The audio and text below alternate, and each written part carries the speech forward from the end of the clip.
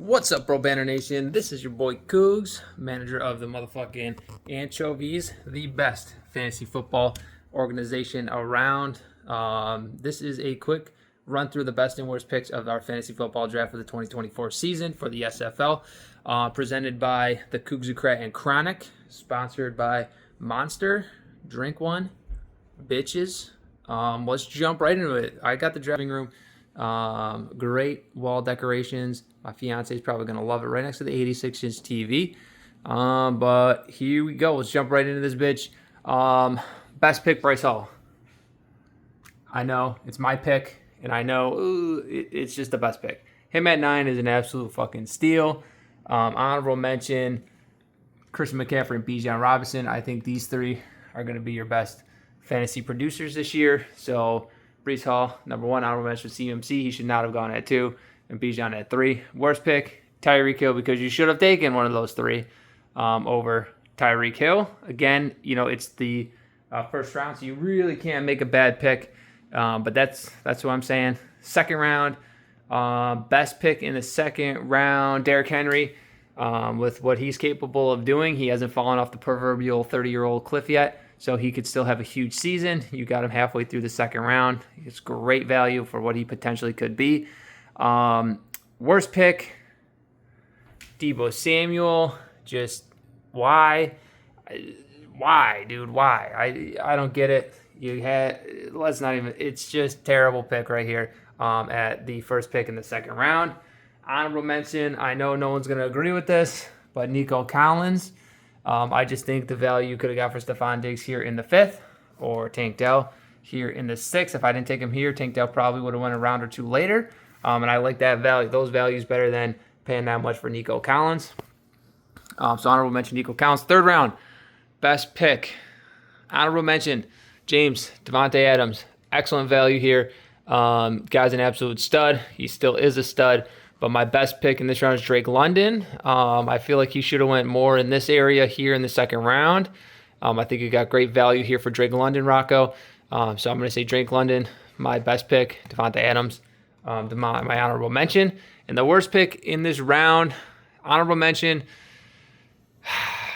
I just think I think his wheels are falling off. I don't think he's going to get the amount of points that he normally gets, but he's not my worst pick. My worst pick is Devon Achane in the third round. I know a lot of fantasy experts are loving on him this year, but he's still sharing time with Rasheem Mostert. He's not even the starter. He's the second string running back. So Devon Achane, that is my worst pick in the third round, especially when you could have got Rasheem Mostert in the 7th round.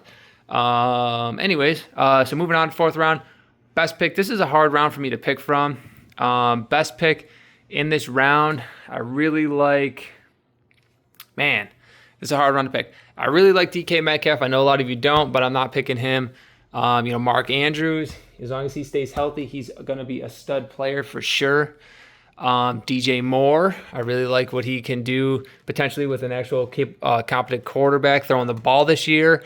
Brandon Ayuk, we'll see what his situation plays out. But Zay Flowers, I really like Zay Flowers here at the back half of the 4th round. So I'm going to say best pick, Zay Flowers. Rocco, back-to-back best picks. Honorable mention for a worst pick, but back-to-back best picks here.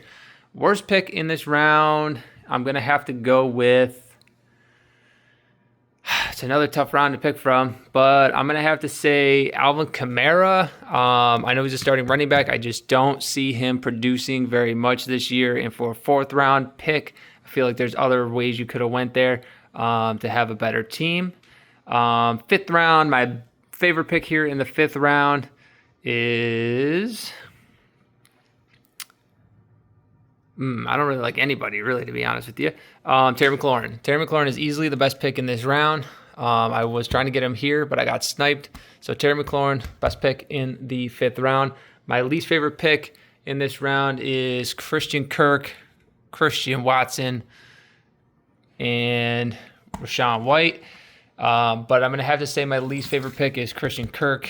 I just don't feel it this year, especially when you could have got Amari Cooper or other players after him that I like better, like Kyle Pitts or Calvin Ridley or Deontay Johnson. So I'm going to say Christian Kirk is my least favorite pick in this round. In the 6th round, I think this was too early for Jaden Daniels, although I love him and we all did. I just think it's a little too early. I'm not saying it's a bad pick or anything like that. Worst pick, Brian Thomas Jr. Best pick, Deontay Jackson, which is Deontay Johnson. We should check the tapes and make sure that this is legal because I don't know who Deontay Jackson really is. But anyways, Deontay Johnson, best pick, good value. He's going to get just peppered with targets, peppered with balls. So that's a great pick. I kind of thinking back, maybe I should have taken him there. Next round, my favorite pick in this round is Rasheem Mostert is up there, as well as Brian Robinson Jr. Ramondre Stevens, honorable mention, great pick in the 7th round, starting running back. I don't think he's going to amount to a whole lot of much, but it's a good pick there. But I'm going to say Rasheem Mostert is my best pick of this round, especially with what he's going to produce, and Achane going way up there in the 3rd. I just think you got extremely good value here for Rasheem Mostert. And then my worst pick in this round, probably going to have to be Devin Singletary. This guy's just ass. So I'm going to have to say him. Zamir White, honorable mention. But Devin Singletary is going to be my least favorite pick in this round. For round 8, best pick is going to be maybe Rome Odunze, Tony Pollard, and Tajay Spears. Whichever one of them is going to be the better back in that offense. I'm more leaning toward Tajay Spears being the better option. But, Pollard looked good last night. So things could switch. Keon Coleman, he could do some stuff in that Bills offense if he does come out as a true number 1 receiver. But I'm going to say my number 1 pick in this round is Rome Odunze. I think him and Caleb Williams are going to really cook together this year, and he's going to be a top-end pick next year.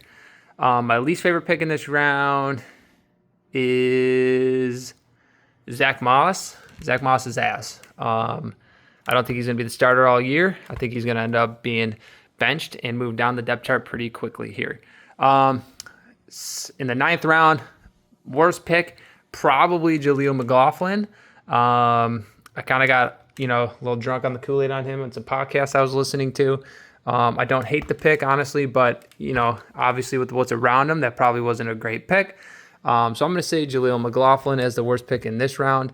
Honorable mention Tyler Lockett. His wheels are falling off. He won't be doing much this year. Best pick in this round, we'll have to go with J.K. Dobbins. Honorable mention J.K. Dobbins, but my favorite pick is Jerome Ford because I don't know what Nick Chubb is going to look like when he actually comes back and is healthy. And Jerome Ford could, be the starting running back all season, depending on what Nick Chubb looks like coming back. But he will definitely be, the starting running back for 4 weeks, and that should give the Plotters some good running back depth for at least the first 4 weeks of the season, and he'll be startable the rest of the season. Round 10, worst pick. I mean, it's not even close. Taysom Hill. That's just a god-awful pick. I don't know what he was thinking there. Honorable mention, best pick, in my opinion, is Josh Palmer, starting wide receiver for the Chargers. Justin Herbert's going to need someone to throw the ball to. And, it's probably going to be a lot of Josh Palmer. Nick Chubb. Again, if Nick Chubb comes back and he's, 90% of what he once was, that should be all right. But that knee injury was very gruesome, so Nick Chubb has me worried. Round 12, let's see. Best pick, worst pick. Best pick, worst pick. Best pick, I'm going to say Jordan Mason. If anything happens to CMC, Jordan Mason is going to be an absolute stud. Honorable mention Dallas Goedert. Getting him this late, it was pretty good, and I'm happy with that, even though Pat Freiermuth is going to be my starter, at least until the season starts. Worst pick in this round. There's not really a ton of bad picks. We're in round 12. I'm just saying Mike Gesicki. We'll see what he could do in Cincinnati. We'll just have to find out. Khalil Herbert, he's pretty buried. I'm going to say honorable mention Mike Gesicki, worst pick, Khalil Herbert, because Khalil Herbert is buried now behind 2 other running backs in Chicago, so he's going to have to do a lot of work. Round 13, best pick, worst pick. I mean, it's just a mute round. Same with the next round. Nothing really good.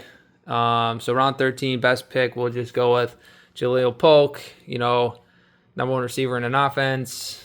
You got potential, whatever. Worst pick, we'll go with Dalton Schultz. I mean, whatever. He just is what it is. Round 14, worst pick, Dameon Pierce. He'll probably be dropped in a week, but I'm just hoping he gets traded to a better offense, and I know that's a C, not an S. I'm dyslexic. Honorable mention, Tim Patrick. He's kind of ass. Best pick in this round. I've been hearing a lot of good things about Bucky Irving. So I'm going to go with Bucky Irving. We'll go with Bucky Irving as best pick in round 14. And the last round, worst pick is going to be Odell Beckham Jr. This guy's just ass. And best pick, we'll say, I don't know. It doesn't really freaking matter. Jared Goff, he should be a top 12 quarterback. Getting him in the last round is pretty good. And yeah, that's what I got. So running in, Chase Brown here was taken in the 8th round. That's what the asterisk is. It was a trade, so don't give me shit about it. And that's what I got for you guys. Hope you guys enjoyed this episode of Bro Banner, first of the 2024 SFL season. Here's to many more to come. Let's fucking kill it.